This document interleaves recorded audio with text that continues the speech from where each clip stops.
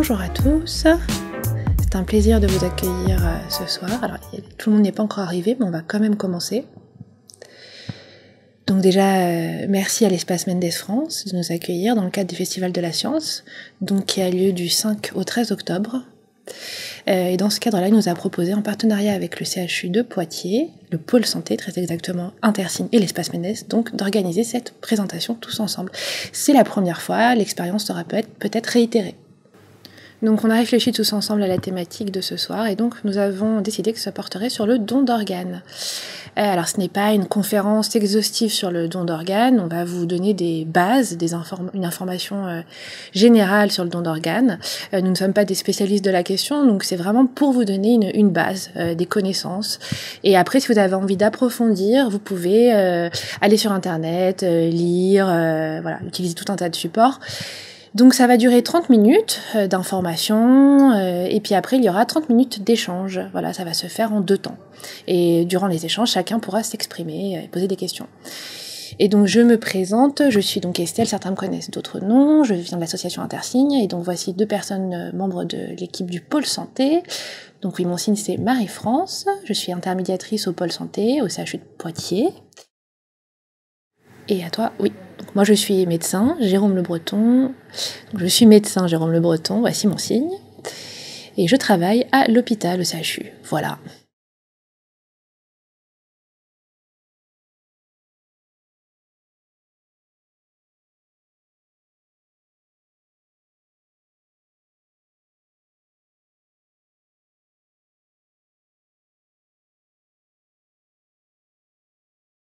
Donc le don d'organes. Donc, quel est le sens du mot don ? C'est l'action de donner quelque chose. Et quel est le sens du mot organe ? Eh bien c'est vrai que concernant ces mots, on a beaucoup d'informations, que ce soit à la radio, dans les médias, ou en famille parfois. Il y a aussi des campagnes de sensibilisation qui sont menées. Oui, tu peux lancer le diaporama. Par exemple, ce type d'affiche, c'est vous qui décidez, ou bien le don d'organes peut sauver des vies. Mais qu'est-ce qu'il y a derrière ces mots ? Eh bien, c'est justement les informations qu'on va vous transmettre aujourd'hui afin que vous appréhendiez mieux ce sujet, que vous ayez davantage de connaissances et que vous puissiez après à votre tour échanger sur le don d'organes. Alors, la définition du don d'organes. Donc, le don d'organes, c'est une personne, un donneur, qui va donc décider de donner ses organes, un ou plusieurs organes, à une personne malade, ou à plusieurs personnes malades. Voilà. La personne qui va recevoir ces organes, donc ça peut être une ou plusieurs personnes, et ça peut être des membres de la famille ou des personnes inconnues, et bien la personne qui va recevoir ces organes s'appelle une personne donc greffée. Le donneur peut donc donner ses organes de son vivant ou lorsqu'il est décédé, à savoir qu'à 90%, les organes proviennent de donneurs décédés.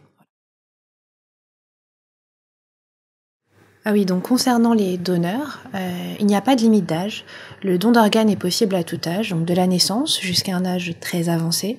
On peut donner ses organes. Ce qui est important et ce que l'équipe médicale va vérifier avant de prélever les organes, c'est la viabilité des organes.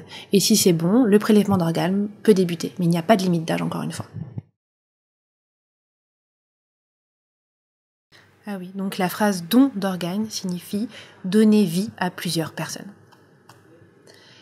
Mais que dit la loi au sujet du don d'organes ? Eh bien, c'est vrai que la loi a été modifiée à de nombreuses reprises. Il y a une loi, là, récemment, en 2017, qui est donc importante et qui est encore valable aujourd'hui, et donc qui parle du principe de consentement présumé. C'est-à-dire que, automatiquement, nous sommes tous donneurs. Nous sommes tous donneurs présumés. Et ça nous concerne tous. Donc, automatiquement, nos organes peuvent être prélevés. Donc, nous sommes tous donneurs présumés. Le deuxième principe qu'on retrouve dans cette loi, c'est le principe de gratuité. C'est un don, donc c'est l'action de donner. Il est vrai que dans d'autres pays, le prélèvement d'organes est monnayé. En France, c'est gratuit. Enfin, s'ajoute à ce principe de gratuité l'anonymat. On ne connaît ni l'identité du donneur, ni du receveur. On peut être au courant des suites de l'opération, c'est-à-dire comment s'est passée l'opération pour la personne greffée, mais l'identité, les origines ne seront jamais divulguées. Non, c'est bon, je voulais voir au niveau de l'heure, mais c'est bon.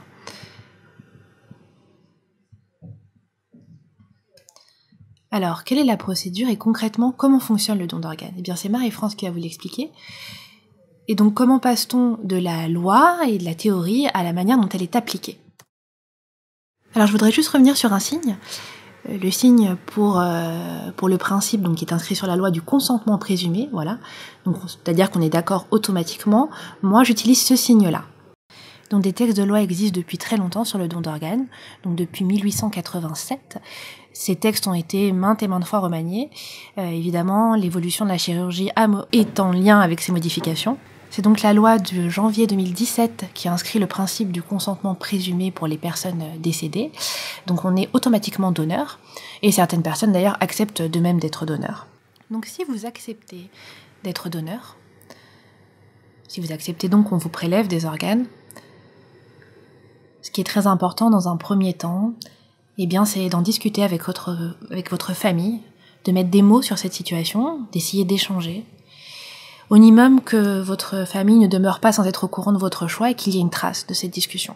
Donc en plus d'en parler à votre famille, vous pouvez, comme ça a été le cas pour certaines personnes il y a 3-4 ans, faire une feuille, quelque chose qui se rapprocherait d'un testament, où vous exprimez votre choix et le donnez à votre médecin généraliste, donc qui vous connaît depuis longtemps, et qui conserve cette feuille afin d'annuler le consentement présumé en cas de besoin.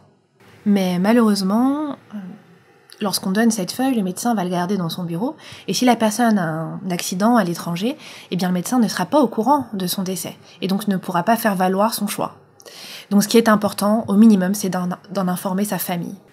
Alors il y a également la solution de la carte, voilà cette carte. Il suffit de vous inscrire, de remplir un dossier afin d'avoir cette carte. Mais un problème subsiste, c'est que vous allez laisser cette carte dans la voiture, chez vous. Vous n'allez pas forcément l'emporter avec vous à chaque fois. Et donc vous ne l'aurez pas automatiquement sur vous en cas d'accident. Et vous allez peut-être avoir un accident sans avoir cette carte. Le problème pour l'équipe médicale, c'est que ça va être difficile de savoir votre choix si vous n'avez pas votre carte sur vous. Et aussi, ce qui est important, c'est que cette carte n'a pas de valeur légale. Alors imaginons maintenant que vous ne souhaitiez pas être donneur. Voilà, vous ne voulez pas. Eh bien, très bien, il faut respecter votre choix. Vous ne voulez pas que si vous arrive un accident, on prélève vos organes. Alors que vous en discutiez ou pas avec votre famille, le plus important, c'est de vous inscrire donc sur ce registre. Vous pouvez le faire via votre ordinateur, sur un site internet. Le site est le suivant. Vous allez donc vous connecter sur ce site, une page va s'afficher afin que vous puissiez exercer votre droit de refus. Vous allez inscrire votre nom, votre prénom, tout un tas d'informations. Et donc après, votre droit de refus sera inscrit et transmis donc à l'Agence nationale de biomédecine. Voilà, vous avez le nom juste ici. Et c'est une organisation très importante et eux, ils seront au courant et votre refus sera validé et inscrit. Et si vous préférez, vous pouvez le faire par courrier en envoyant une lettre directement. Voilà, vous êtes libre de choisir telle ou telle méthode. C'est vrai que c'est un sujet dont on parle très peu et pourtant on en entend beaucoup parler. Mais bon, on reviendra là-dessus après. Oui, tu peux passer.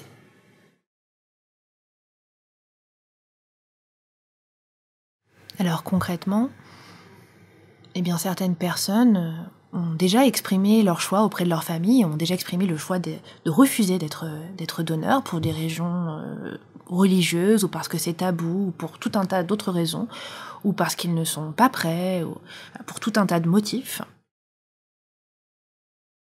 C'est vrai qu'il est aussi important d'en parler avec ses proches parce que ça permet d'ouvrir le débat et d'échanger sur le don d'organes, d'exprimer son avis, mais de connaître aussi leur avis sur le don d'organes. C'est important qu'ils soient au courant de votre choix parce que souvent les familles se retrouvent sur le fait accompli et ne sont pas au courant de ce choix et cela crée des tensions.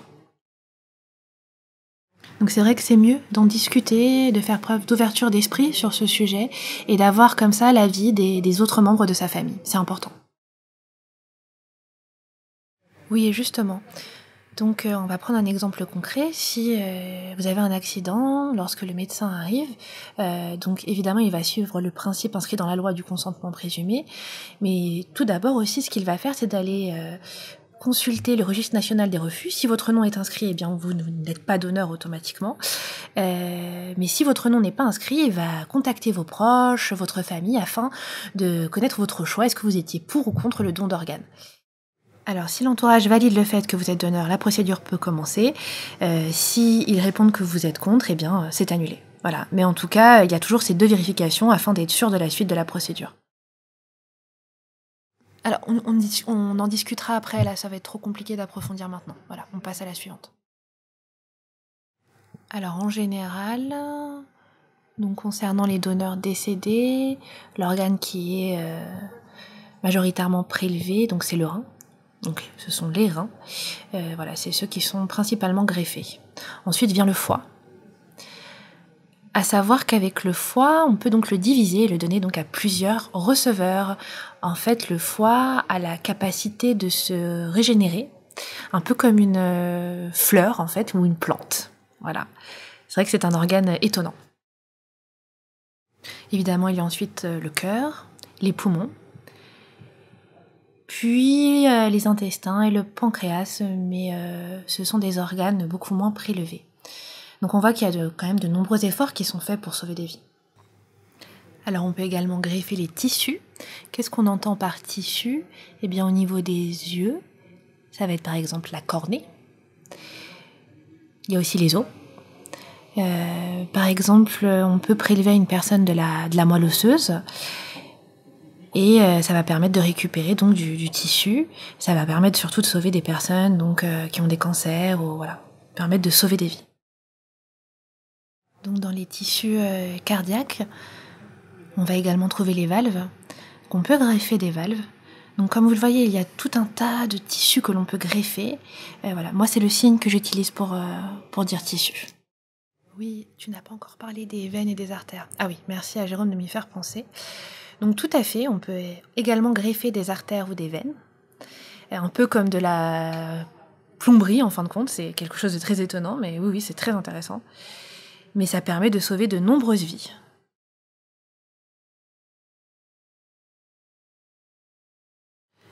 Alors parfois, certaines personnes, par exemple les pompiers, peuvent être gravement brûlés. Et donc dans ces cas-là, on va faire des greffes de tissus. On va utiliser donc des tissus de peau afin de remplacer les zones endommagées. Parfois, certains médecins utilisent également la technique qui consiste à prendre de la peau au niveau des fesses et à remplacer les tissus endommagés. Et où ça peut venir de donneurs décédés. On va aller prélever des tissus. Et c'est vrai que ça fonctionne. C'est vrai que je me rappelle aussi d'un homme, je crois que c'est en France, à qui on a greffé une main. On lui a greffé donc une deuxième main. Il y a tout un tas de choses qui peuvent être faites en fait, tout simplement parce que les techniques évoluent chaque jour et les efforts sont nombreux afin de faire évoluer toutes ces techniques. Je crois que c'est tout. Oui, c'est bon, on peut passer à la suivante. Alors, la démarche. Comment se déroule la démarche ? Eh bien, il faut faire attention car il y a 2 situations bien distinctes. Alors, dans la première situation, il s'agit d'un patient qui va avoir un arrêt cardiaque. Et donc là, le délai est raccourci puisqu'il faut agir dans un délai maximum de 6 heures. Alors admettons que l'équipe médicale essaye de réanimer le patient durant 1 heure. Ils échouent, le patient est donc ensuite maintenu en vie, en tout cas on maintient ses fonctions vitales grâce à des machines, ses fonctions respiratoires, également sa circulation sanguine, afin de maintenir son corps à une certaine température, afin de maintenir son corps au chaud. Donc bien sûr l'objectif est de sauver les organes pour pouvoir les prélever, donc par exemple le rein, le foie, pas le cœur, puisque le patient est en arrêt cardiaque. Et donc, il faut maintenir le corps à une certaine température pour pouvoir faire ça, et tout ça dans un délai de 6 heures, donc il faut aller très très vite pour prélever les organes. Donc pendant ce temps, on va maintenir les fonctions vitales du patient ainsi que sa température corporelle, et l'équipe médicale va se réunir, consulter le registre national des refus, afin de vérifier si le nom du patient y est ou pas. Si le nom du patient n'y est pas, on peut éventuellement procéder au prélèvement des organes, mais avant on va se rapprocher de la famille afin de connaître le choix du défunt. Si la famille accepte et si le patient était donc donneur, on va pouvoir commencer la procédure. Donc d'une manière très rapide, on va aller commencer des examens. On va vérifier les poumons, le sang, grâce à des analyses. On va vérifier tous les organes afin de vérifier tout simplement la viabilité de ces organes. Ça va être un examen complet. Une fois qu'on a vérifié les antécédents, qu'il n'y avait pas d'infection, là, on va pouvoir contacter l'organisation dont nous avons parlé en début de présentation. Au niveau de cette organisation, il est inscrit donc également un registre des receveurs. Il n'est pas inscrit leur nom, mais ils apparaissent sous forme de numéros, puisqu'on conserve ce principe d'anonymat. Et on va aller vérifier la compatibilité du receveur et du donneur grâce à tous les tests que nous avons faits en amont. Donc une fois qu'on sait qui va être le receveur, on va vérifier sa compatibilité avec le donneur à travers plusieurs critères. Le groupe sanguin, est-ce qu'il partage les mêmes groupes sanguins, que ce soit A+, B+, etc. Également, on va vérifier leur compatibilité au niveau de la taille de l'organe. Ce n'est pas la même chose s'il s'agit d'un bébé ou d'un adulte. Il y a aussi le critère concernant les plaquettes, je crois. Oui, c'est ça, c'est les plaquettes. Enfin, tout un tas de critères qui vont rentrer en compte et dont il faut s'assurer la compatibilité. Voilà, moi c'est comme ça que je signe compatibilité. Et donc s'il n'y a pas de compatibilité entre le receveur et le donneur, le prélèvement est annulé. Donc ça c'est dans le cadre d'un arrêt cardiaque et donc dans un délai de 6 heures. Maintenant, une autre situation, si un patient donc étant mort encéphalique parce qu'il a eu de graves lésions cérébrales, eh bien, son cerveau donc a cessé de fonctionner. Donc, son cœur, en revanche, fonctionne toujours. Là, la durée pour le prélèvement des organes peut aller de 18 à 20 heures. Donc, le délai est prolongé. Après l'accident, le patient va être donc maintenu en vie grâce à des machines. On va maintenir sa température corporelle. Même si son cerveau a cessé de fonctionner, son cœur continue à fonctionner, donc on peut le greffer. Et après, on va retomber dans la même procédure que pour la première situation. Les médecins vont se réunir, vont vérifier le registre national des refus, vont discuter avec la famille pour s'assurer du choix du patient, est-ce qu'il est donneur ou pas. Et puis, on va vérifier la compatibilité entre le donneur et le receveur. Alors, comme vous le voyez, s'il s'agit d'un arrêt cardiaque, le délai est beaucoup plus court que s'il s'agit d'un arrêt encéphalique. Oui, tu peux passer à la suivante. Alors, et après. Donc les organes ont été prélevés, et donc nous avons choisi cette image pour le donneur. Alors c'est vrai que le donneur a subi un accident, et qu'on s'est posé la question, mais on est vraiment tombé d'accord sur cette image, peut-être que je te laisse l'expliquer. Oui, je vais te laisser expliquer pourquoi on a choisi cette image. Alors nous avons choisi cette image pour le donneur, parce que quand une personne donne, elle peut le faire de son vivant, ça peut donc être un choix, elle peut le faire avec le sourire, puisqu'elle sait qu'elle peut sauver une ou plusieurs vies.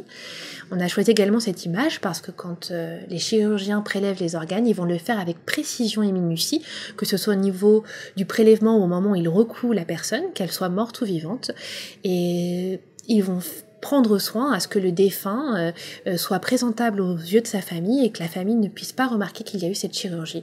Donc ça va être une chirurgie qui va respecter le corps du patient. Alors pour le receveur, c'est une deuxième vie qui commence. Qu'il s'agisse d'un enfant ou d'un adulte, il va pouvoir vivre normalement. Et normalement, oui, à la différence qu'il va être sous traitement afin que son corps ne rejette pas la greffe. Et c'est un traitement à vie qui est quand même lourd, mais il va quand même pouvoir vivre normalement.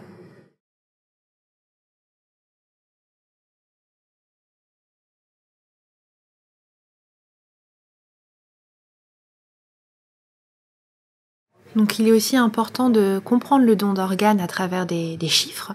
Donc ces chiffres datent de 2016. Donc il y a eu 22 617 personnes qui ont eu besoin d'être greffées donc en 2016, qui étaient en attente d'une greffe et qui ont été greffées, que ce soit les reins ou peu importe. Ça fait quand même un chiffre très très important. Donc malheureusement, il y a 579 personnes qui n'ont pas pu être greffées, car ils n'ont pas survécu à l'attente par manque de donneurs. Et le dernier chiffre, donc c'est 14 429 personnes qui sont toujours en attente de greffe, toujours pour les mêmes raisons, et bien parce qu'il y a souvent un manque d'informations autour du don d'organes, c'est souvent un sujet tabou sur lequel on échange peu. souvent tabous parce qu'ils nous renvoient à la mort. Et c'est aussi pour ça que c'est important que vous ayez cette sensibilisation aujourd'hui, afin que vous puissiez à votre tour échanger et afin de faire augmenter ces chiffres et de les améliorer. Alors, c'est vrai que j'ai été un peu rapide, mais comme ça, on va pouvoir passer à la deuxième partie, donc au débat et aux questions. Oui, j'ai oublié, tu as dit quelle année tout à l'heure? J'ai dit 2016. Alors, ouais, je voudrais revenir là-dessus. Alors justement, j'ai lu des informations plus récentes et en 2018, il faut savoir que les chiffres étaient en baisse. Alors sûrement par manque de sensibilisation, par manque d'échange autour de ce sujet pour des raisons religieuses. Ou ce qui est sûr, c'est qu'on doit recommencer les campagnes de sensibilisation et surtout essayer de ne pas faire du don d'organes un sujet tabou. En fin de compte, c'est un peu comme le don du sang, c'est des problématiques assez similaires. Pour le don du sang, les chiffres étaient également en baisse et il y a eu de nombreuses campagnes de sensibilisation. Oui, je voulais ajouter que toutes les deux, enfin toute l'équipe, on a choisi ce thème par hasard. En fait, donc il faut savoir que chaque mois, des campagnes de sensibilisation sont menées. Et donc ce mois-ci, le mois d'octobre, c'était notamment sur le cancer du sein, mais également lundi débute une campagne de sensibilisation sur le don d'organes. Oui, tout à fait. Mais alors, contrairement au cancer du sein, c'est une campagne qui va quand même être moins importante. Et c'est vrai que les entendants vont entendre parler du don d'organes parce que dans les médias, ils vont en parler. Mais pour les sources, ça va être plus compliqué parce que contrairement au cancer du sein, il y a très peu de support visuel.